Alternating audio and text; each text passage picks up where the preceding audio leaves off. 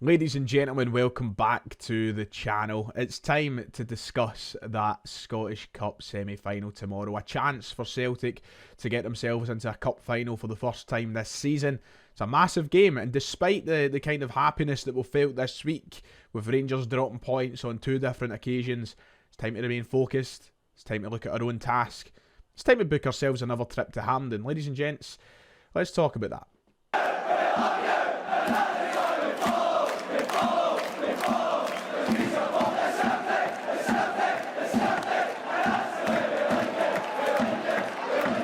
If you haven't already, please make sure to hit like and subscribe. It'd be much appreciated. A massive thank you as we've crossed the 43,000 subscriber mark. We've done that last night in the channel. Huge. Another landmark which I would never have dreamed in a million years of passing, and that's all down to you guys, so thank you all so much. Let's not stop there. Let's try and power towards 50. So if you haven't, drop down below, hit both those buttons. Keep the momentum going. Absolutely love the support right now, and it's much appreciated. It feels like all we've been doing recently is talking about this title race which is on, and we've been talking about points being dropped in the league, just focusing pretty much solely on the league table. That's all we've been doing for a number of weeks now, but for once we need to take our attention away from the Scottish Premiership and the league table, and we've got to look at the Scottish Cup, because tomorrow afternoon Celtic will play in their semi-final game at Hampden Park versus Aberdeen. Funnily enough, our first trip to Hampden this season. Feels really strange, doesn't it, that we've not been to Hampden this year, or this season I should say. Strange, because we've been used to winning doubles and trebles and being at Hampden in cup finals year after year, but of course the League Cup didn't go to plan earlier on this season. We didn't make it to Hampden. But now we've got a chance to make amends for the loss of the League Cup. We want to book ourselves a visit to Hampden once more next month for the Scottish Cup final. But before we can talk about Scottish Cup finals, we've got to talk about Aberdeen. We've got to talk about our semi-final match. It's a game which I'm excited for. I'm looking forward to. And despite me usually giving a lot of stick to the stadium, the venue, which is Hampden Park, I'm actually looking forward to getting back tomorrow, because I feel like it's been too long. And the Scottish Cup's been a good competition for Celtic in recent years. We've won plenty of them. Can we add another one to the trophy cabinet? Well, let's get through the semi-final and see, shall we? We've got a few things from today's press conference to cover before we break down the game itself, talk about team selection and how we approach said game. Aberdeen obviously going into this game in quite a unique situation with a new manager on the way, but not quite in charge yet. He won't be taking charge till the summer, but we'll come on to all of that. We've got to talk about Brendan Rodgers' comments today, his fitness updates and his general comments surrounding the situation that is unfurling in front of our eyes in the Scottish Premiership. Should we start with the fitness updates? We've been waiting to hear about both Dyson Maeda and Liam Scales. However, if you were hoping for a positive update on Dyson Maeda, then it's time to be let down, because we've been basically told the same thing that we already knew, that we expected in regards to him. Brendan Rodgers said this: Dyson is still out. We have to see over the remainder of the weeks left to see if he plays any part, but certainly won't be tomorrow. So Dyson Maeda, it looks as though his season's still over. He kind of alluded to that. Don't expect to see him back before the end of the season. I think that if the league kind of wraps itself, and this has taken a very, I'm not saying we're going to wrap up the league early or anything like that, but if somehow Celtic find themselves in a position in the last couple of games where we are going to be crowned champions, I don't expect to see Dyson Maeda back. I think it would be pretty unwise to rush him back into the team for no reason when he's not exactly needed. But we'll just see how the season unfurls. We'll see if there's any more updates, but Brendan Rodgers did say that it's basically the same update with him as it was last week. Liam Scales, on the other hand, he's back in contention. Once again, his comments on screen, Liam Scales is back available in the squad, which is really good news for us. Yeah, and apart from that, we're pretty much the same. So Brendan Rodgers confirming that Liam Scales is back in training. He has been in full training with the squad in Lennoxtown over the past week, and is ready for selection tomorrow, should he decide to bring him back in to join Cameron Carter-Vickers as his centre-half partner. I would expect Scales to return to the starting lineup, in all honesty, if he's fully fit, if he's ready to go and he's been training to the standard required. I don't think that Mike Nawrocki done anything last week that would suggest he's a shoo-in for a start. But listen, for me, as long as Cameron Carter-Vickers is there, the other partner will do. Whether it's Mike Nawrocki, Stephen Welsh, Liam Scales or Gustav Lagerbielke, whatever one of the four it is, I'll remain confident. I don't think that there's a big difference between any of the four players that makes me worry or overly jubilant on the other end of the spectrum. I think it's fine. So Liam Scales is back, Dyson Maida's still out, and aside from that, we finally have a situation worth talking about where there's not any fresh injuries, there's not any new fitness worries to worry about. We're finally on the mend. The big question in the press conferences today was obviously surrounding Rangers dropping points. They lost to Ross County last weekend. They lost to Dundee, their draw with Dundee through the week, which does feel like a loss, to be quite honest. He was asked and quizzed about it and what it means for Celtic's season, but Brendan Rodgers remaining focused, eyes on the prize and taking it a game at a time. The winning mentality of a manager that you like. This was his comments, if you're interested, courtesy of the Herald.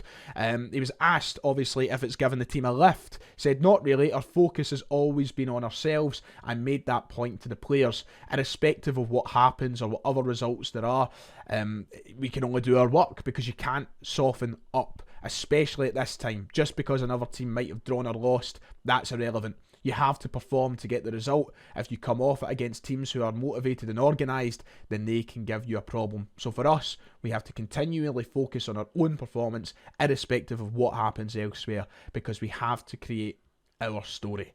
Yes, Brendan Rodgers going full Cody Rhodes, finishing the story this season, but yeah, it's a typical answer. I wouldn't expect him to answer any different, but it is nice to hear it, especially when you see the situation unfurling at the other side of the city, where press conferences and comments from Rangers manager Philippe Clement has been questioned by their own support and has been brought into a lot of conversations. Brendan Rodgers just getting on with the job, and listen, he'll know himself that the league takes a bit of a back step at the moment. There's a Scottish Cup semi-final to play.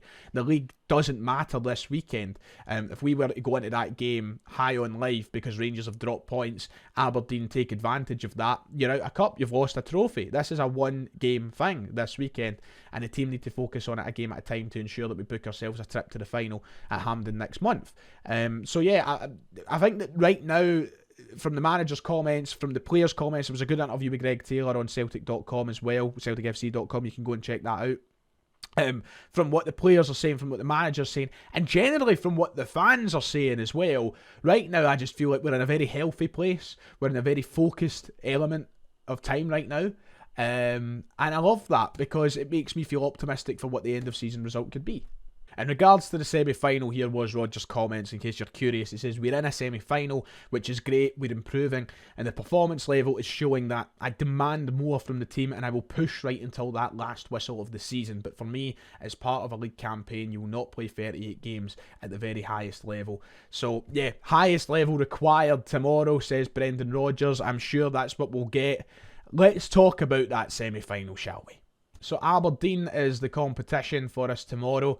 The opponents in question, they haven't had a great season in the league. I mean, you see it, they're sitting 8th in the league table right now. Not a great campaign at all. They've been through a couple of managers, that funny wee period with Neil Warnock. Their form hasn't been electrifying at any point of the season. I don't feel like Aberdeen have had a constant string of good results.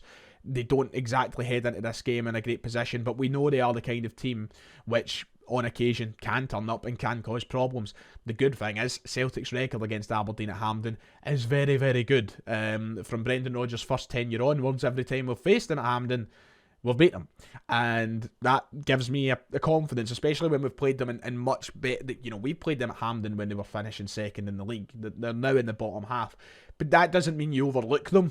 That doesn't mean that they don't suddenly they're not a threat. You know, they don't become useless. This is a chance for them to save their season, and that's got to be remembered as we head into this. This is their last chance of any success this season. It's been one to forget. The Aberdeen fans rightly frustrated. They're waiting for their new manager now to arrive in the summer and see an upturn in their fortunes, because the last few years they have been garbage. It's one for them that means a lot tomorrow. If they could book themselves a trip to the Scottish Cup final and potentially even win the Scottish Cup, suddenly you don't think about that league season, you don't think about finishing in the bottom half, you remember it for winning a cup. And it's something Aberdeen haven't done a lot in recent years, is win cups. Their cup success rate has been terrible. Their cup final success rate has been shocking. They've lost every cup final they've been in. since 2014.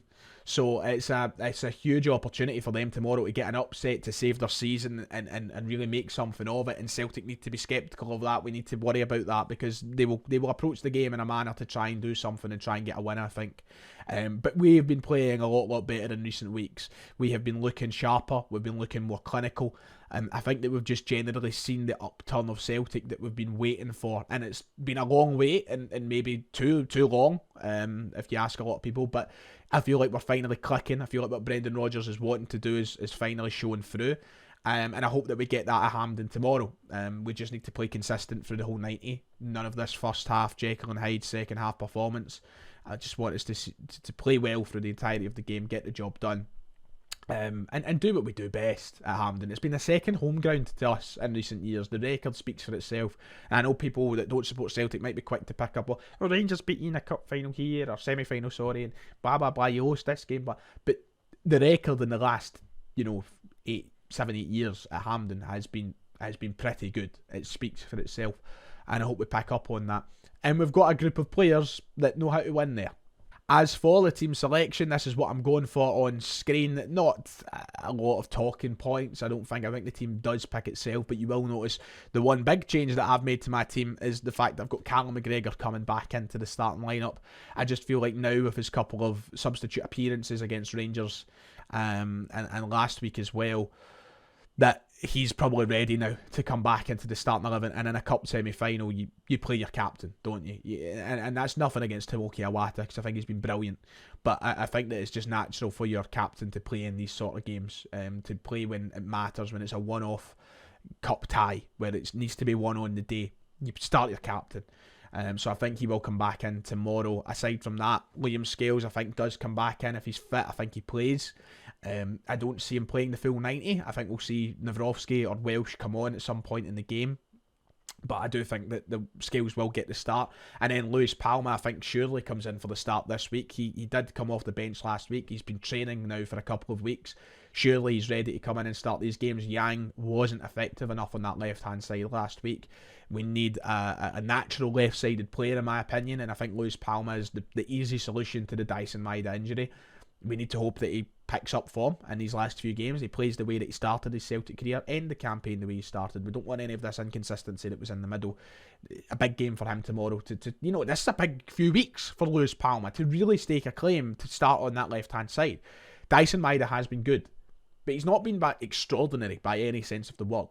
And I think that Palma is missing a massive opportunity, not really nailing down that spot as his. So it's a huge few games for him, and I'd like to see him kick on from tomorrow afternoon. And aside from those three areas, I think the team, it picks itself. We're in a really good position with Ida and Kyogo both being strikers who can get goals. Kuhn has been on good form. Defence has been better. Johnson's been far better in recent weeks than what he was earlier in the season. I really do feel like the team now starts to pick itself. And that's been kind of resembling in how we've been playing. We've been just a lot more gelled, and the kind of chemistry's there. So yeah, that's my team selection for tomorrow. So that is about it. We will be back on the channel tomorrow to react to whatever happens. Hopefully a Celtic win, of course. But I'll be here for the match reaction and everything else following the game. I'll be there, so it might be a bit late. Time I get the bus back for Hampden. Be patient with me. It will eventually be uploaded, but I will be on the supporters bus. And if you go to Hampden, you know what the roads are like. It can take a while to get back onto the motorway. So just keep an eye out. We will be here to talk about it. Hopefully a Celtic win. Hopefully a trip to the Scottish Cup final. And then Sunday we'll find out who our opponents are. Will it be Hearts? Will it be Rangers? Will we even be there? Because Aberdeen could win. Let's not count that out. But I'm confident we can get the job done. Ladies and gents, thanks for watching. Let me know your thoughts in the comments below. And I'll see you all next time.